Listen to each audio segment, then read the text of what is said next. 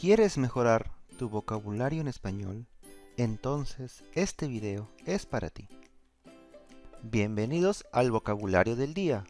Hoy aprenderemos el significado de la frase dar por seguro. La frase dar por seguro significa asumir algo como verdadero.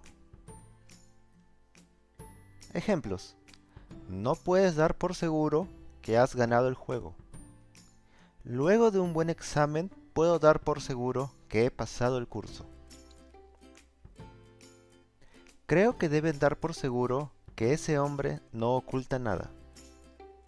No es bueno dar por seguro que vamos a tener todo en la vida.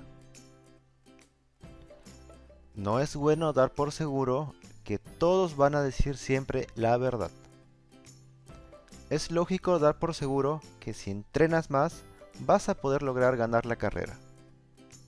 Muchas gracias por ver este video.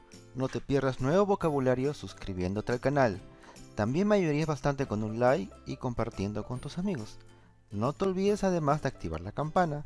Nos vemos pronto. Chao, chao.